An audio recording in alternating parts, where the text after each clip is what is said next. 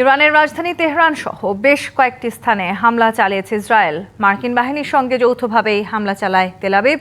দুদেশই এই তথ্য নিশ্চিত করেছে। এই হামলাকে আগাম প্রতিরোধমূলক ব্যবস্থা বলে দাবি ইসরায়েলি প্রতিরক্ষা মন্ত্রীর। একই সঙ্গে পাল্টা হামলার আশঙ্কায় ইসরায়েল জুড়ে জরুরি সতর্কতা জারি করা হয়। এই হামলার কঠোর জবাব দেওয়ার প্রস্তুতি নিচ্ছে তেহরান। এই নিয়ে কথা বলতে যুক্ত হচ্ছেন চট্টগ্রাম বিশ্ববিদ্যালয়ের অধ্যাপক আক্কাস আহমেদ। আক্কাস আহমেদ, স্বাগত আপনাকে ডিবিসি নিউজে।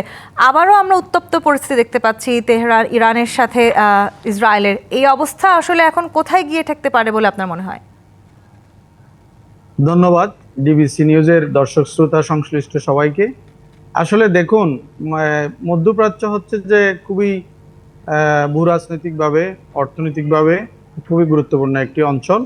সেখানে দীর্ঘদিন ধরে মার্কিন যুক্তরাষ্ট্রের যে একক আধিপত্য সেটা বজায় আছে। বিশেষ করে স্নায়ুযুদ্ধ পরবর্তী সময়ে সেখানে মার্কিন যুক্তরাষ্ট্রের আধিপত্য বজায় আছে, এবং সেই আধিপত্যটা কিন্তু মার্কিন যুক্তরাষ্ট্র সেখানে বজায় রাখতে চায়। বিশেষ করে মিডল ইস্টের যে গালফ স্টেটগুলো, সৌদি আরব, বাহরাইন, জর্দান, কুয়েত, তারপর আরব আমিরাত, ওমান, এই সমস্ত রাষ্ট্রগুলোর যে খনিজ সম্পদ তেল, সেই তেল সম্পদকে কুক্ষিগত করতে গিয়ে এবং তার যে আঞ্চলিক স্বার্থকে সুরক্ষা দিতে গিয়ে এবং তার যে অবস্থা, এবং বিশেষ করে ইসরায়েলের যে প্রক্সি স্টেট, আমেরিকার একটি প্রক্সি স্টেট ইসরায়েল, সেই ইসরায়েলের স্বার্থকে রক্ষা করতে গিয়ে কিন্তু ইরানকে তাদেরকে দমন করা দরকার। এবং কারণ ইরান হচ্ছে যে মার্কিন যুক্তরাষ্ট্র এবং ইসরায়েলের যে স্বার্থ, সেই স্বার্থের ক্ষেত্রে ইরান হচ্ছে যে একটি স্বাধীন সার্বভৌম রাষ্ট্র, যেটা হচ্ছে যে মার্কিন যুক্তরাষ্ট্র এবং ইসরায়েলের জন্য একটি বিরাট হুমকি। বিকাশ পেমেন্টে 10,000 টাকার বেশি অফার, শপিং চলছে তো। সেই হুমকিকে নিশ্চিহ্ন করে দেওয়ার জন্য এবং সেই ইরান যাতে পরমাণু অস্ত্রের অধিকারী হতে না পারে সেটা সুনিশ্চিত করবার জন্যই কিন্তু আমেরিকা দীর্ঘদিন ধরে ষড়যন্ত্র করতেছে, ইসরায়েল ষড়যন্ত্র করতেছে। সেই ষড়যন্ত্রের অংশ হিসেবেই কিন্তু ইরানকে তারা বিভিন্ন সময় হুমকি দিয়ে আসছে এবং হুমকি দিচ্ছে।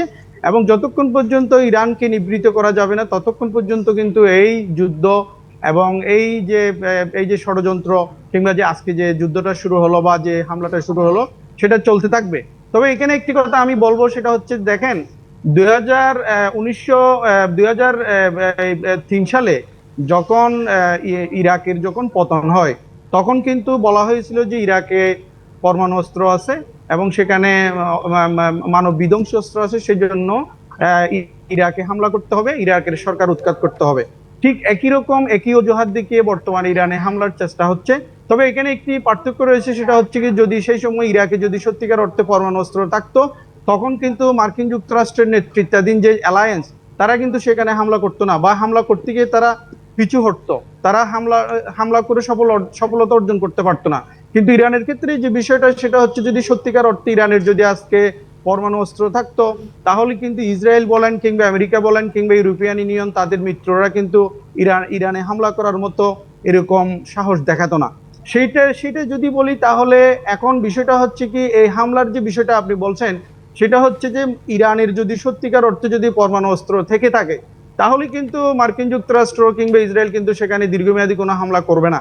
আর যদি ইরানে যদি পরমাণু অস্ত্র না থেকে থাকে এবং পরমাণু অস্ত্র, তাদের যে পরমাণু অস্ত্র সমৃদ্ধকরণ কর্মসূচি যদি তারা একেবারে চূড়ান্ত পর্যায়ে যদি চলে আসে, তখন কিন্তু সেখানে হামলা হবে না। যদি না থাকে, যদি সেটা প্রস্তুতির পর্যায়ে থাকে, তখন কিন্তু সেখানে ইরানে দীর্ঘমেয়াদী হামলা হতে পারে। এবং সেটা নির্ভর করে যদি ইরানের পক্ষ থেকে যদি শক্ত জবাব দেওয়া হয়, তখন কিন্তু সেখানে কিন্তু তাদের মার্কিন যুক্তরাষ্ট্র কিংবা ইসরায়েলের পলিসি কিন্তু চেঞ্জ হওয়ার সম্ভাবনা আছে। তবে সেক্ষেত্রে এখানে আরেকটি বিষয় আমি যুক্ত করতে চাই, সেটা হচ্ছে কি, দেখেন, ইরান হচ্ছে যে তাদের যে সার্বভৌম ক্ষমতা এবং একটি স্বাধীন রাষ্ট্র, যেটা মিডল ইস্টের কোনো রাষ্ট্রের মধ্যে কিন্তু এই ধরনের একটি স্বাধীন সার্বভৌম যে মনোভাব, সেটা কিন্তু নাই। ইভেন সৌদি আরবের নাই, আরব আমিরাতের নাই, ওমানের নাই, কিংবা জর্দানের নাই, কিংবা যদি আপনি ফারসি উপসাগরীয় যে ক্ষুদ্র রাষ্ট্রগুলো আছে, বাহরাইন, কুয়েত কিংবা কাতার, এই সমস্ত রাষ্ট্রের নেই, কিন্তু ইরানের আছে। এবং সেই ইরান কিন্তু একমাত্র স্বাধীন রাষ্ট্র, যেটা মার্কিন যুক্তরাষ্ট্রের যে আধিপত্যবাদী নীতি এবং এই যে ইসরায়েলের যে আধিপত্যবাদী নীতি, সেটাকে দমন করার জন্য, প্রতিহত করার জন্য কিন্তু ইরানই একমাত্র শক্তি। কিন্তু এখানে আমি যে কথাটা বলতে চাই, সেটা হচ্ছে কি, ইরান কিন্তু রাশিয়ার একটি প্রতিবেশী রাষ্ট্র। কিভাবে প্রতিবেশী রাষ্ট্র?